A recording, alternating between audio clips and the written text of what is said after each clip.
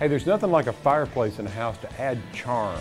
They say an eco-friendly house can't be built in 150 days for $150,000, and I say it can. I'm Alan Smith. Join me as I push the limits with time, budget, and creativity with the Garden Home Challenge, exclusively on ehowhome.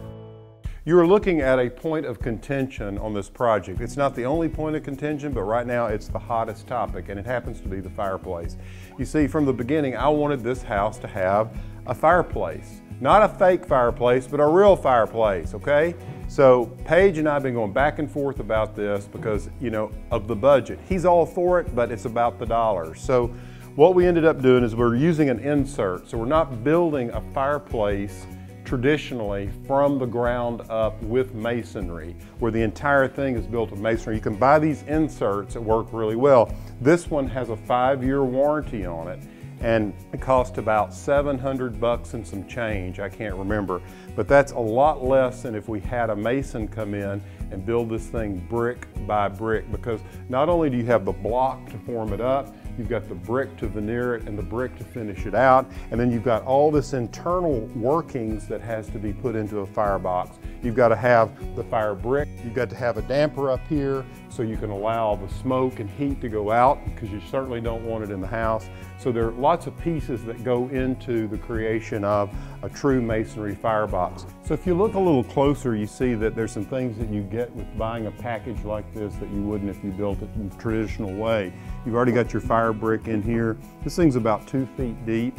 You also get the log rack that comes with it, and you get this screen that you can pull across, which is a really important safety feature when you have a fireplace. Now, what's interesting is that I could have gotten a slightly smaller one, a 36-inch model, 2 inches smaller. It was only going to be about $200 less, so we really didn't save that much money. And I have to say that once we got it in place, got it off the pallet and in place, it really began to reproportion the room and itself. Now, the other thing that's going to help bring this thing down in size and not make it just scream out is that we're going to put a mantle around it, and there'll be a surround. If we have enough money, we may do some kind of stone surround that can go against this metal here. The other thing that I'm going to do is that you can paint this white masonry brick. There's actually a paint that you can use for the inside of fireplaces that make them go dark. So if it's dark and it recesses, it doesn't draw the eye immediately. So from an aesthetic standpoint, that's one of the things I want to do here. Now let's step outside and I'll show you how the chimney on the house is going up. You can see from the outside of the house here the shape of the chimney. Now this form will be veneered in brick, and you can get an idea why I panicked. Look at the size of this unit.